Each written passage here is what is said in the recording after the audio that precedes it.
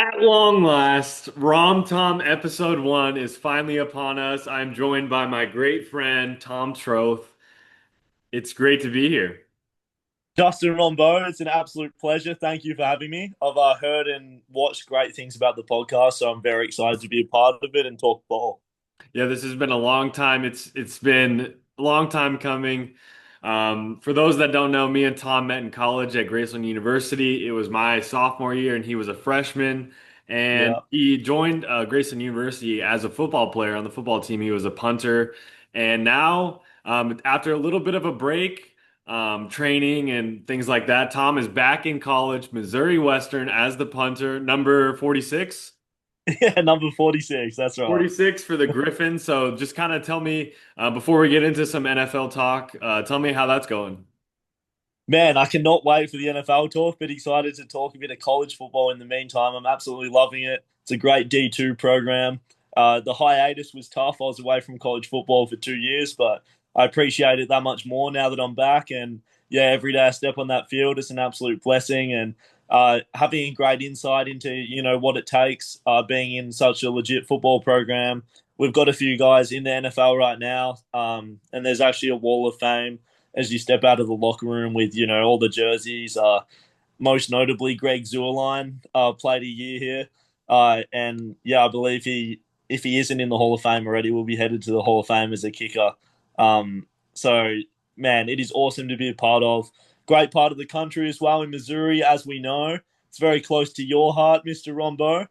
Uh, Spent some good times, I'm sure, in Kansas City and the surrounding areas. And of course, beloved Lamoni in Iowa, where we met at Graceland. So it's an absolute pleasure to be back. I'm really enjoying being back playing football. I think there's nothing better in this world than college football, man. So it's No, great. at any level, I think any fan can say that college football is the best. It's really Mm. the best sport in the world, honestly. And as you know it, as you guys know, Tom is from Australia, so he can even attest it's like the best sport ever. And it's been so fun watching it week to week, all the upsets and things of that nature. But that's not what we're here to talk about today. Today we are here to talk about the NFL. And before getting into these intriguing week 3 matchups. We Mm. wanted to do an NFL QB tiers list. Tom, do Mm. you want to start us off? Did you want to start at the bottom, or do you want to go all the way to the top, or do you want to go to the top all the way to the I, bottom? I think we'll go from the top to the bottom. So if Okay. you start off and give me, 1 to 3 names you've got, I guess we'll start at S tier if that's what they call it. So go ahead. So for the S tier, as you mentioned, I'm titled this the MVPs. Now, for me, I have 1A and 1B. I couldn't really pick a clear number one pick, but it's Josh Allen and Lamar Jackson. I have at 1A and 1B. I And knew the that. third, oh, what was that? I knew that was coming. Oh yeah. And the Yeah. third on the list, I couldn't slide him down to tier 2, even though he's been struggling. Patrick Mahomes, I think, has to go in tier 1 still, just because with the success, he's three Super Bowl winning quarterback, and I Mm. think with the Chiefs' struggles, it's not really his fault. He's trying as much as he can, but with Kelsey on the decline and with just the wide receivers really being an issue since Tyreek Hill left, I think Completely, Mahomes still has to go in there though. completely agreed. I would put Mahomes, yeah, probably in that 1B spot. I'd probably bump him down to tier A right now, just based on how things are going. I understand, he's had issues with the supporting cast though, as of late. But yeah, I don't think we can put that all on him. And it's almost like, throughout Tom Brady's career when he was having a down year, you never counted him out because week 8 to 10 they get hot and all of a sudden you're throwing them right back in the Super Bowl conversation. So I don't think you can ever count them out of that. But with how that AFC West is looking at the moment too, I mean, man, you don't have guaranteed wins in the division anymore like they used to. You've got, the Raiders coming up. Geno's had, you know, patches here and there, but it'll be interesting to see. Completely agreed with Allen and Lamar, though. They've honestly looked to cut above the competition. They've won games with ease. It hasn't really, looked close, and you can clearly see, the disparity between the quarterbacks when they play opposition. So I completely agree there. another thing I want to add is it is so sad that we saw Joe Burrow go out. Um, just because I thought he was going to strike a chord and be up there as well. Obviously, he had a slow week one as he always does, but man, I agree. We haven't got any disagreement there, so I think we can move on to the A tier. Well, just I'm as you mentioned Burrow, I mean, he might be sliding up in this A tier. Were you gonna say the A tier? yeah, Yeah. I'll put Burrow in there. It's a shame that he's out. It almost feels a bit irrelevant because it seems season after season have to unfortunately write him off because he gets injured so early, no fault of his own, whether it's the offensive line or whatever. But I think that organization obviously has issues. But anyway, I'm gonna head into the A tier here, or the tier two down, whatever you want to call it. So I'm kicking it off with Justin Herbert. Justin Herbert, I think with the strength of the coaching staff, he's really come into his own with Harbaugh at the helm, which is amazing. Honestly, it brings a tear to my eye to see him, get his flowers finally, get his recognition. Um, I also like Jalen Hurts, obviously. I think he's a winner, which, whatever the stat line says, we can't argue with, wins and losses, man. He's the defending Super Bowl champion. So I'd say Herbert, Hurts. I would probably throw Baker Mayfield in there too. Would it be rude to? I mean, I was flip-flopping between two and three. I had him at three, but I mean, with the clutchness that he's shown, I think we just need to see from Mayfield if he can take that next level. Because I think with Burrow and Herbert and Hurts, we've obviously seen Hurts win it all, but Herbert, we haven't really seen the postseason success. And Burrow, we saw it just a little bit when they made it on that huge run to the Super Bowl. But I think Mayfield just has to take that next step, and I would put him in my tier two. But I think he's like right there. He's one of the best of tier three, as we'll get to. That's fair. That's fair. And also between two and three, I think this would be a good transition point. Probably Matthew Stafford as well. I think with what he's done with such a young defense and team overall, I think it's really impressive. Like we heard, in the offseason, was he going to be sent to the Giants or whatever? People were kind of writing off the Rams. I think it's a credit to Sean McVay as well with how he's rebuilt. He basically rebuilds facets of the team in one offseason and they're right back, as a mid to deep playoff run contender. I think that is very commendable. So with that said, I think we can go on to tier three if you want to kick that off. Yeah, tier three. I had Stafford. I had to throw Dak in there. Jordan That Love, who I think out of all of these guys, as we'll get to, has the best chance to make it up into tier two in the upcoming years. And then I had Jalen Hurts in tier three, but you could yeah, obviously make the case for tier two. Then I had Brock Purdy, Mayfield, and Jared Goff closing out for tier three. I like that. I like that. It's a shame. Obviously, we saw Goff, have a heavy hand in putting up 52 points last week, which was great to see him bounce back after a relatively slow week one. I think it was bound to happen though with the departure of Ben Johnson. That's always going to happen. I think suspect some growing pains there. It's good to see Jamison Williams have more of a role in the offense as well, and stay healthy, of course. So yeah, I'll definitely start tier three with Jared Goff. I was going to throw Gino in there until that disappointing. Not sure if it was maybe Monday Night Football, if I recall correctly. Buccaneers. Uh, Gino versus the Chargers, Oh, most the recently. Chargers. Yeah, yeah, yeah. Monday. Yeah. Yeah, no, you're probably thinking of Stroud. I have him Oh, yeah. kind of in there, lower tier three. Jordan Love probably right at the top of that list as well. I think with how he manages that offense, also Matt LaFleur, they look absolutely flawless, especially with the strength of their running game. I think Josh Jacobs has been really effective, and it says a lot about a quarterback when the team just looks a cut above when they played the Commanders at home. I mean, the scoreboard was close for the majority of the game, but it didn't feel close because you trust Jordan Love in those moments now. I think he's really reached that spot where you can, trust him with the ball in his hands. And that's the reason why I mentioned Baker earlier because, I have that same feeling about him when I'm watching the games, honestly. I think especially with Jordan Love, getting Micah Parsons really takes a lot of pressure off of him because the Yeah. defense going to be so dominant. I was mentioning that earlier in the last couple of podcasts, but I think I like that Jordan Love pick. I mean, if I was going to bet on a player, it'd be him, or I don't know if I mentioned in my tier three, but Jaden Daniels I had to put in there. I don't know if we've mentioned him yet, but I No, him and Jordan Love definitely could go yeah, up to tier two, and I think tier one is it's rarefied air, so that's kind of you have to win some MVPs, you have to win some Super Bowls to get in that air. But tier two is it's kind of open, like if especially with Joe Burrow and with the injury, dealing with his injury. But agreed. I'm also throwing A Rod um, in there, of course. In the tier three, would love to put him higher, but I think we need to see, at least half a season of you know, consistent play to his standards. Then I'd be willing to, even bump up to tier two. Um, but man, he's looking mobile, he's looking good.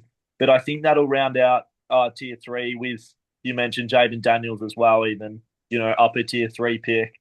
Um, but below that, I think the quarterback play does drop off quite a bit, and you see it with the team success as well, or lack thereof. Yeah, I think it gets really interesting, and quarterback play has never been so important. I think, especially in terms of clock management. Yeah. yeah, I think for tier one, as I mentioned, I had it titled the MVPs. Tier two, I had the talent is there with Burrow and Herbert and Hurts, and then tier three, I think you could say this quarterback can get you to the playoffs, as we've seen with Stafford, Prescott, Love, Daniels, and all them. Tier four, I think we can title this, at least for my list, the seasonal vets mixed with stellar to good young players. Hmm. Now, I like that. for for tier four, there's a little bit of a mix, as I mentioned. To start us off, I think Sam Darnold needs to be mentioned in here. Obviously, last season had a stellar year in Minnesota, now in Seattle. Drake May, up and coming. Bo Nix, Geno Smith, Kyler Murray, CJ Stroud, and Tua were the quarterbacks I had in my tier four. What are your thoughts? Yeah, yeah, agreed. I'd probably throw Trevor Lawrence in there too. I'd feel, probably feel a bit off putting him any lower, just because I think he's in the conversation with those guys.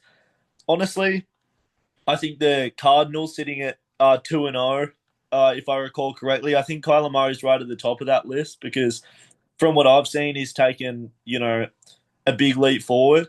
It'll be interesting though. I mean, again, as you mentioned, you need to have the playoff runs though. It's like when we look at QBs, like we look at Baker and Herbert as you mentioned, and then guys like Kyler Murray.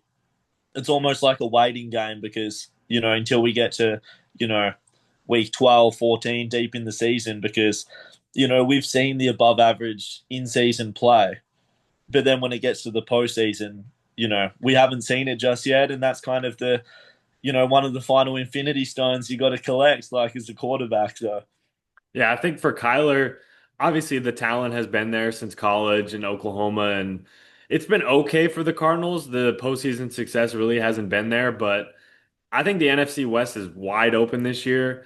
mm, Seattle looks pretty good with Sam Darnold, and Stafford looks pretty good with the Rams. 49ers dealing with the Brock Purdy injury. But at the end of the day, the Cardinals, if they want to take this division, it's right there for the taking. This weekend they have to play the 49ers, and I don't mm, think anybody expected the Cardinals to be 3-0 to start the season, but I very well could see that happening. So Kyler, if he wants to go up in these tier rankings next season when we do this, he'll have to have a great finish to the season. If he can start 3-0, that would be a great step in the right direction. So, agreed. thoughts on the I just list and say, shout out to Daniel Jones as well.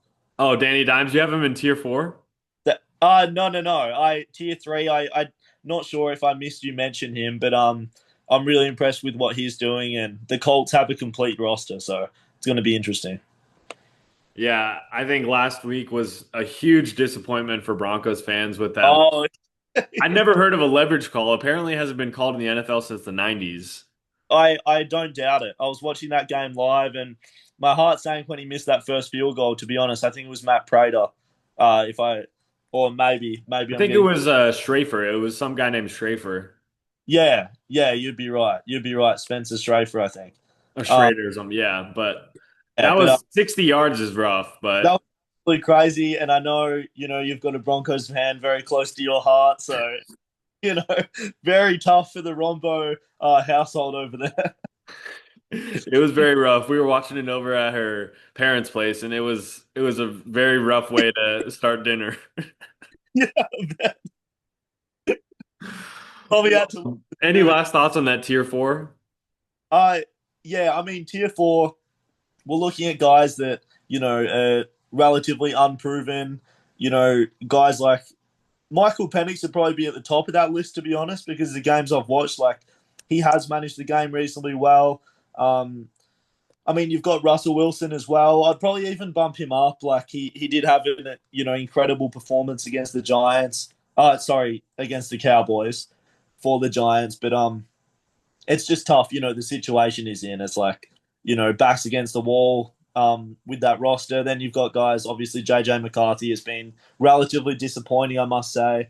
Watching that Bears game, it was exciting for a quarter, but, one quarter out of 8 quarters played, have been, you know, to an NFL standard. Guys like Spencer Rattler, Bryce Young, Cam Ward has shown sparks, but yeah, then you've got, Caleb Williams, kind of yet to take that bound forward that we've been looking for. So, yeah, unproven guys for the most part.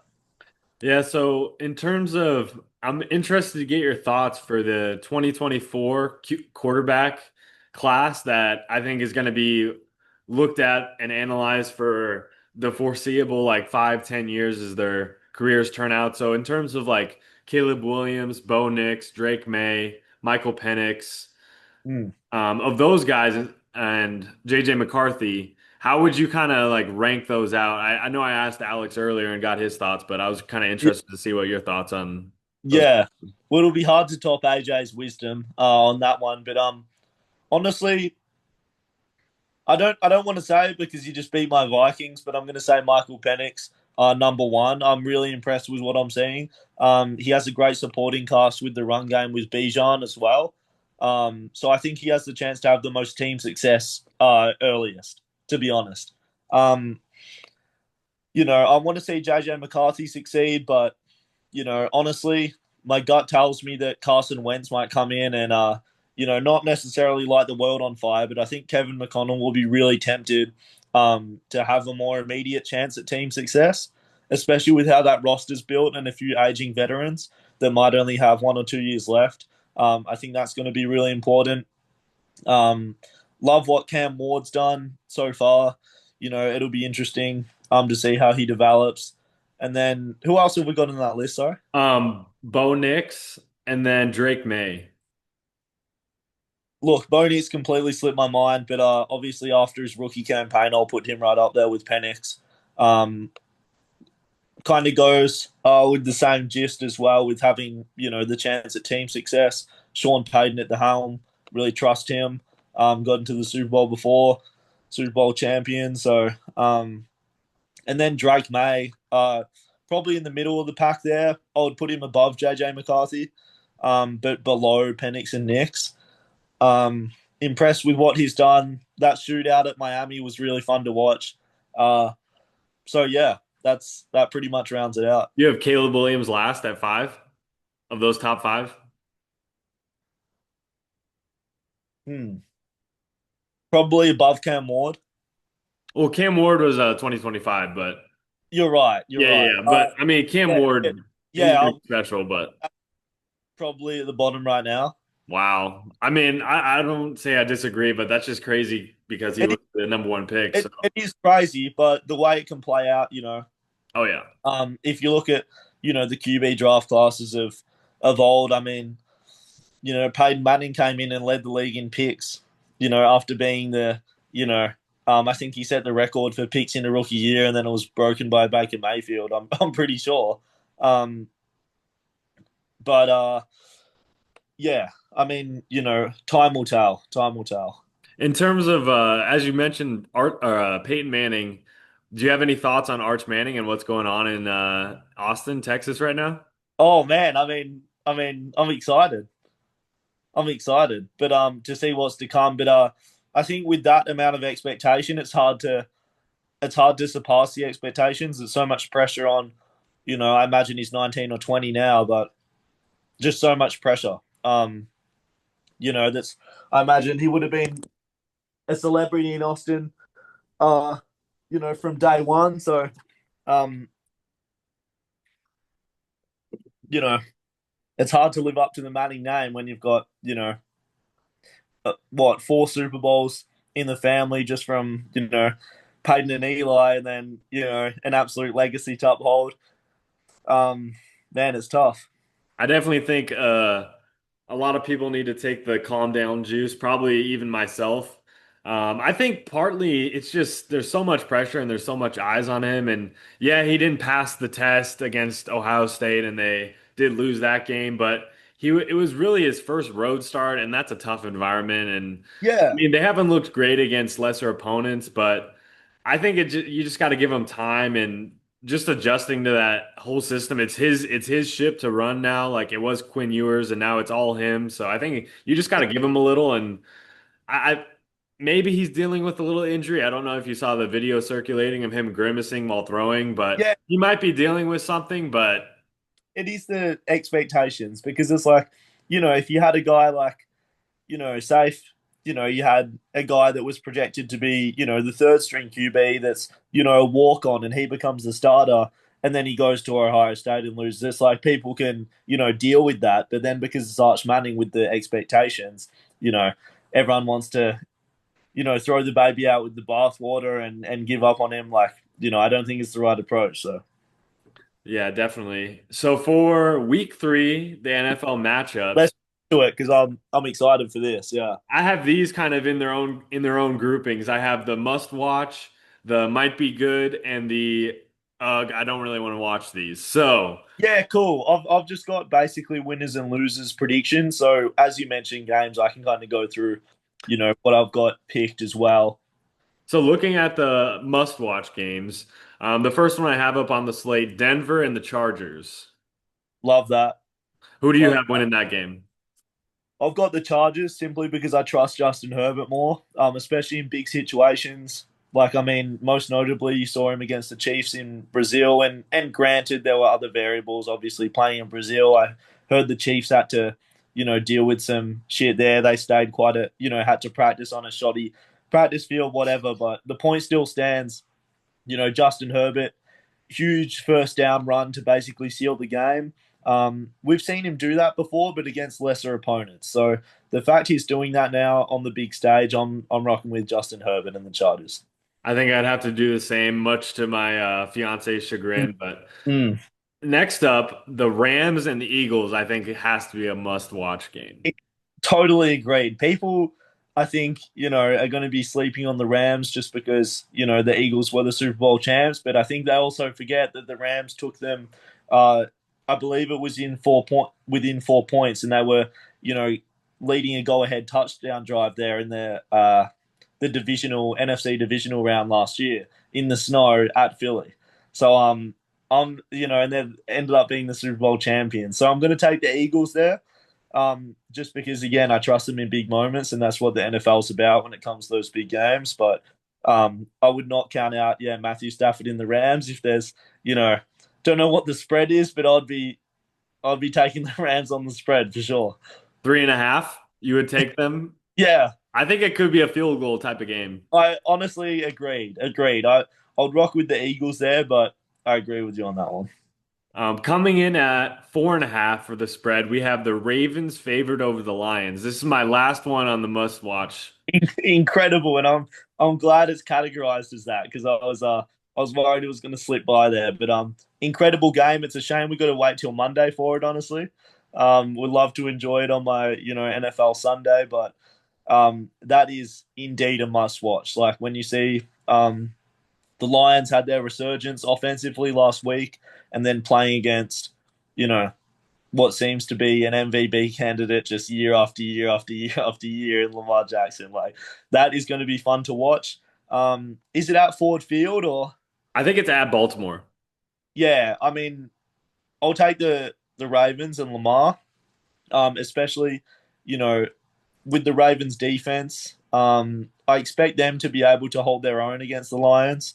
Uh, but, you know, I wouldn't count out a shootout either, but I'll trust Harbaugh and the Ravens. All right, we agree on all of the first three picks. There we go. In this middle tier of games, the first one I wanted to talk about was the Steelers and the Patriots. I think could be sneakily one of the better games this Sunday. Agreed. Agreed. Yeah. Steelers and Patriots, it takes me back to those AFC Championship games and divisional round between Brady and Roethlisberger. There's so much history there, two historical franchises, which just, you know, brings you joy as an NFL fan, I think. I think I will lean towards the Steelers because I think experience wins. With the amount of experience you've got in that roster, most notably Aaron Rodgers, but even the age on the defense as well. Against a young quarterback, I'm going to take the Steelers. I think that could be where we split off in our predictions, but I think Separate um, ways, yeah. I might have to go with the Patriots because I think the offense last week, Ramondre Stevenson was looking really good as a partner with Drake May. I think the offense is clicking at the right time, and I think the Steelers' defense has been struggling a little bit. If New England can get some pressure on Rodgers, he's struggled a little bit, mostly with pressure this season so far. So that'll be our split off in terms of Yeah. these predictions. But this next game, as you mentioned earlier, Danny Dimes he's been playing really good to start this season. He goes up against Cam Ward and the Titans. I think that could be a pretty solid game on Sunday. It could be for sure. Definitely going to take the Colts. Probably most confident thus far in that pick. Just because the way he's been playing, and also, I mean, when it comes to the Colts roster, they've played solid football the last few years without the quarterback position solidified. So if that could be, if they could have found their guy at least temporarily in Daniel Jones, uh, I think they are ready to win now. And I think if they want to be a win now team, they've got to put their foot down against teams like the Titans and make it a decisive win. Yeah, for sure. This next one, the Raiders and Commanders, I think has to be another game that we will be watching. And the Raiders, as you mentioned, have been playing really well under new coach Pete Carroll. And the Commanders, I know Jane Daniels was struggling with an injury. I'm not for sure if he's playing. I think he should be, but he's been dealing with some injury issues. So that could definitely be a factor. I think depending on his health, I think Washington should win this one, but if he's not healthy, then it could be kind of a coin toss. Agreed. Yeah, I'm actually going to take the Raiders. I think because I believe in Geno Smith to kind of bounce back there. It was disappointing to watch them put up 3 field goals against the Chargers, but I think that speaks to the Chargers defense as well and the way Harbaugh has come in and built it. But I'll take the Raiders. I hope Ashton Genty really breaks out. That would be great to see. But yeah, if that happens, definitely I'm rocking with the Raiders there. Obviously, Ashton Genty was one of the best players in college football last season, but we haven't seen him break out just quite yet. But I definitely think it could be in the cards. Hmm. Last but not least, in this tier, Houston and Jacksonville. I think CJ Stroud needs a bounce back week after that rough loss against the Buccaneers. And Trevor Lawrence has been playing pretty decent to start the year, considering all things considered how his career has turned out so far. So, who do you have for this Texans Jags matchup? I've got the Texans. I've got the Texans. For sure. That I think Baker Mayfield obviously shone under the bright lights, but I think the Texans were still flying around on both sides of the ball. Like it's no discredit to them. Like they held the Buccaneers to I think 23 or 24 points in the end. Like that's a game these days with how many points teams put up, a game you probably should win. So yeah, I'd love to see CJ Stroud bounce back, and get a win, but I'm confident he will.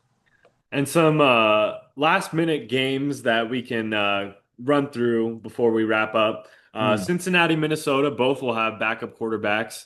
Who do you have winning that one? That's a really tough one. I'm going to take the Vikings, um, just because I think the unknown is exciting. So having Carson Wentz come back in, I think he's always been able to play. I think that hasn't been a question, but I'm excited for him to get his shot, but definitely rocking with the Vikings with the complete roster they have. And then we have Atlanta, Carolina. I think we both can say Atlanta probably is going to win that because Carolina doesn't look very good at all this season. Not at all. It's disappointing, but yeah, gotta say the Falcons. And then the Jets, Buccaneers, I think could be a pretty fun game as well. I think Buccaneers, though, will win by a pretty significant margin, though. Yeah, and as I mentioned before, those are the games like teams like the Buccaneers, the Colts trying to really take that next step. Like, you got to make this decisive. You got to make this a 2, 3 touchdown game because that's what the good teams do. Green Bay, Cleveland, Green Bay probably. Green Bay all the way. Oh, Green Bay yeah. all the way. And then the Saints, Seahawks, probably Seahawks. Yeah, yeah, Seahawks. And Don't have then the, confidence in Spencer Rattler at this point, so oh, yeah. And then the Cowboys and Bears. Cowboys. Yeah, Cowboys. I think it's been a tough sledding for Chicago and Caleb Williams. And last but not least, Chiefs Giants. Do you see a potential Giants upset? Both of these teams at 0 and 2. Look, I think it'll be close. I really do. I'll be rooting for the Giants, but I think the Chiefs. These are the kind of games where they find their footing. I think, and um, I think they'll get clowned on a bit if it's close. But I think these are I think Mahomes, especially, I've watched a couple of those press conferences just when I see them online or whatever, and he's got a lot of humility and doesn't take it lightly and knows there's things to work on. So I think this is a game where they find their footing. For RomTom episode 1, what are your final words for everybody before we close it out? Final words for everybody. Thanks for tuning in. If you made it this far, it's been a pleasure to talk ball with Mr. Justin Rombo. Always a pleasure. You know, when I get some time to converse with you about absolutely anything. So it's an absolute pleasure and a pleasure to have my formal appearance on the show. First documented podcast appearance. So it's an absolute pleasure, mate. And yeah, big things coming for the pod. So it's been a pleasure spending time with you. Yeah, it's been awesome. RomTom episode 1. Thanks for watching, everybody, and we'll see you next time.